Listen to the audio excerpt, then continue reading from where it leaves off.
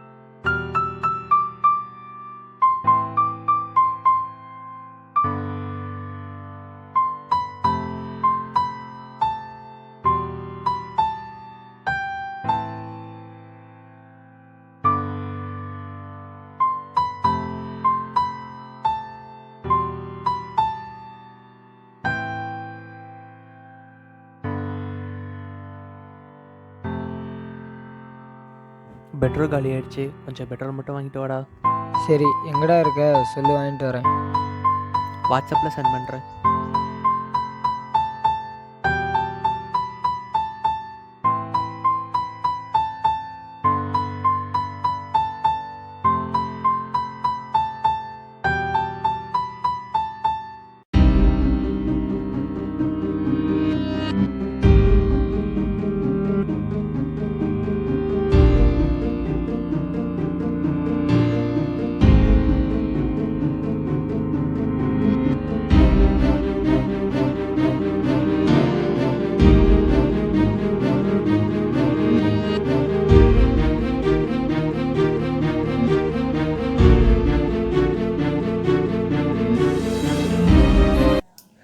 Bro வண்டியில் petrol இல்லை bro, கொஞ்சம் பெட்ரோல் மட்டும் கொடுங்க ப்ரோ. அதுக்கு பெட்ரோல் மட்டும் கொடுத்தீங்கன்னா மறுபடியும் நான் கூட்டிகிட்டு போய் பெட்ரோல் வாங்கி கொடுத்துறேன். அதெல்லாம் முடியாது. நான் கஷ்டப்பட்டு போய் பெட்ரோல் வாங்கிட்டு வருவேன், உனக்கு கொடுத்துட்டு போவேனா? இல்லை ப்ரோ, நீங்கள் மட்டும் பெட்ரோல் கொடுத்தீங்கன்னா நான் உங்களை கூட்டிகிட்டு போய் பெட்ரோல் வாங்கி கொடுத்துட்டு வீட்டில் விட்டுறேன் ப்ரோ. அதெல்லாம் முடியாது. அட் டைம் வீட்டிலேருந்து வண்டி எடுக்கும்போது பெட்ரோல் கான் பார்த்துட்டு. ப்ரோ போதும் ப்ரோ, நானே வண்டி தள்ளிட்டு போய் பெட்ரோல் வாங்கிக்கிறேன். உங்ககிட்ட கேட்டது என்னோட தப்பு தான்.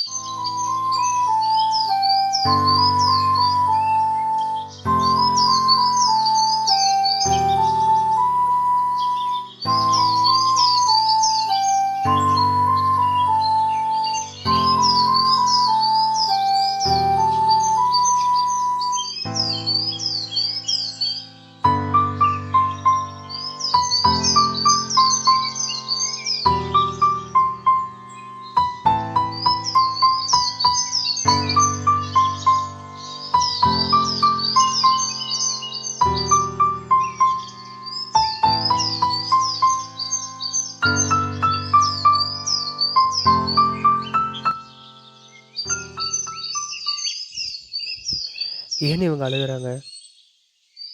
என்னதான் பிரச்சனையாக இருக்கும்?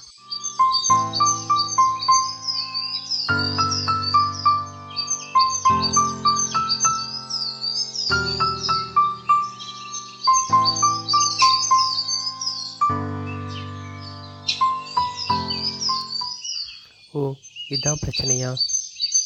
இனிமேலாம் யோசிக்கக்கூடாது, போய் கேட்ட வேண்டியது தான்.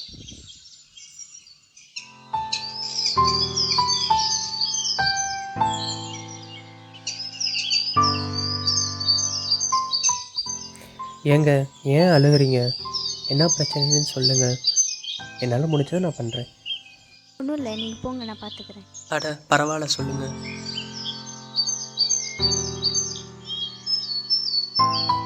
நானே மாலை போட்டிருக்கேன், நான் என்னங்க உங்களை பண்ண போகிறேன்? ஒன்றும் இல்லை, நீங்கள் போங்க, நான் பார்த்துக்கிறேன். நீங்கள் சொல்லினாலும் பரவாயில்ல, எனக்கு தெரியும் நீங்கள் ஏன் இங்கே நின்றுட்டுருக்கீங்கன்னு. ஏங்க ஏன் மறைக்கிறீங்க? மறைக்கிற அளவுக்கு இது ஒன்றும் அசிங்கமான விஷயம் இல்லை. மறைச்சு நீங்கள் தான் அதை அசிங்கப்படுத்துறீங்க. இப்படி தான் சொல்லுவீங்க. நான் நடந்து போனால் பார்த்து ஒதுங்கி தானே போவீங்க. அப்படிலாம் இல்லைங்க, அதை நீங்கள் நினைக்கிறது தான். சரி, உங்கள் வீடு கால் பண்ணியாச்சு, வர சொல்லலாம்ல? இல்லை, ஃபோன் சுவிச் ஆஃப் ஆயிடுச்சு. அப்பா அம்மா கிட்ட சொன்னால் வேற பயப்படுவாங்க, அதான் சொல்ல. சரி, நீங்கள் இங்கேருந்து இப்போ எப்படி போவீங்க? பரவாயில்ல, நான் போய்க்கிறேன். இப்போ என்னால் மட்டும்தான் உங்களுக்கு ஹெல்ப் பண்ண முடியும். வாங்க, நான் உங்களை வீட்டில் விட்டுறேன். நீங்களே பைக்கை தள்ளிட்டு தானே வந்தீங்க. பைக்கில் பெட்ரோல் இல்லை, அதனால தான் வண்டி தள்ளிட்டு வந்தேன்.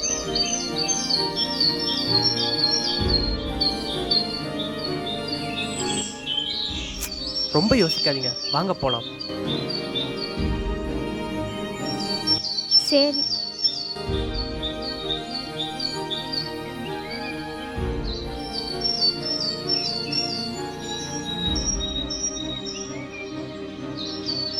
கொஞ்சம் இருங்க, ஸ்டாண்ட் எடுத்துக்கிறேன். இப்போ உட்காருங்க, போகலாம்.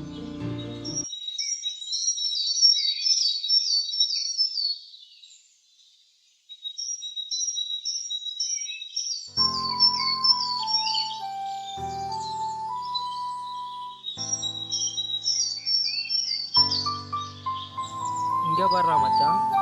ஆறு மச்சான் பெட்ரோல் இல்லாமல் தள்ளிட்டு போகிறாங்க. அதுவும் அவள் உட்காந்துட்டு போகிற திமுறை பாரு. என்ன விட்டா அவனும் தள்ளிட்டு போகிறான் பாரு. அவங்கள விடுங்க, பார்த்துக்கலாம்.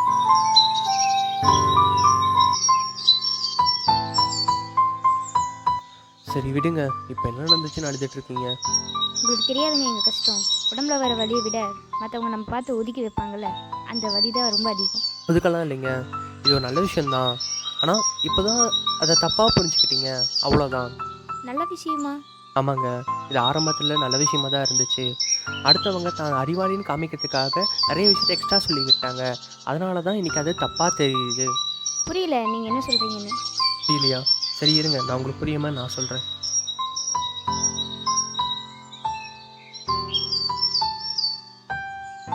இப்போ வேணால் தப்பாக இருக்கலாங்க, ஆனால் ஆரம்ப காலத்தில் சரியாக தான் இருந்துச்சு. ஏன்னா மக்கள் இப்போ நாட்டில் பாதுகாப்பாக வாழ்ந்துட்டுருக்காங்க. ஆனால் ஆரம்ப காலத்தில் அவங்க எங்கே வாழ்ந்தாங்கன்னு உங்களுக்கு தெரியுமா? தெரியலையே. காட்டில் தான் வாழ்ந்தாங்க.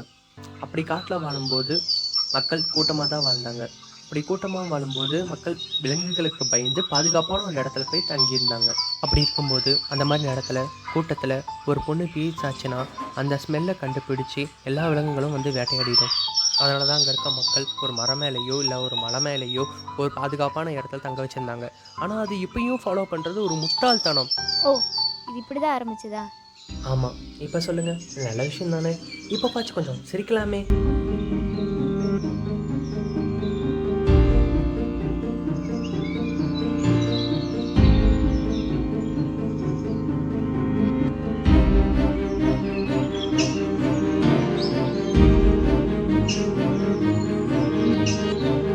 ப்ரோ கொஞ்சம் நில்லுங்க. இந்த மாதிரி சுச்சுவேஷனில் வெளியே வந்திருக்கீங்க. ப்ரோ வேற மாலை போட்டிருக்காங்க. இந்த மாதிரி சுச்சுவேஷனில் வெளியே வரக்கூடாதுன்னு உங்களுக்கு தெரியாதா? ஏங்க நீங்கள் உட்காருங்க, நான் பார்த்துக்கிறேன். நீ வேணா கேப் புக் பண்ணி கூப்பிட்டு போறியாக்கா? எனக்கு வேற வேலை இல்லை, எனக்கு நிறைய வேலை இருக்குது ப்ரோ, என்னாலலாம் முடியாது. எப்படிக்கா அட்வைஸ்லாம் கேட்காம பண்ணுறீங்க? உதவினா கேட்டால் கூட பண்ண மாட்டீங்க.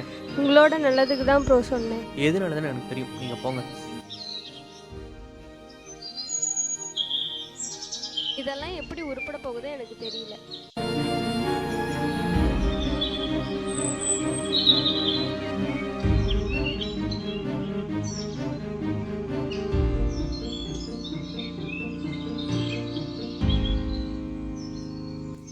நிறுத்துங்க, என் வீடு வந்துடுச்சு. இதுதான் என் வீடு.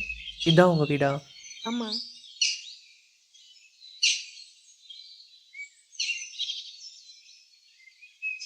ரொம்ப தேங்க்ஸுங்க, நிறைய விஷயத்த புரிய வச்சதுக்கு. பரவாயில்லைங்க. சரி, நான் போயிட்டு வரேன். இவங்க நம்ம தங்கச்சி கூப்பிட்டானா?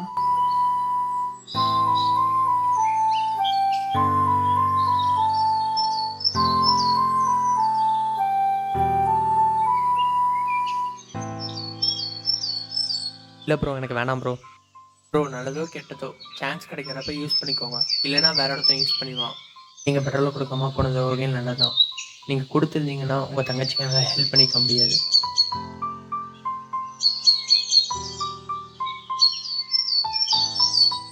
ப்ரோ என்ன ப்ரோ பண்ண போகிறீங்க? கழுவ போகிறோம் ப்ரோ. ஓ நீங்கள் மாலை போட்டிருக்கீங்க, அதை கையை வச்சு கழுவ போகிறீங்க. இதுவும் தீட்டு தானே ப்ரோ? அட ப்ரோ, தீட்டு இது இல்லை ப்ரோ. இது 10 மாதம் அம்மா வீட்டில் இருக்கும்போது இந்த தீட்டுனால தான் இந்த கை, இந்த காலு, உடம்பு எல்லாமே. இதை தீட்டுன்னு சொல்லாத ப்ரோ. இதை விட வேறு சிங்க எதுவும் இல்லை.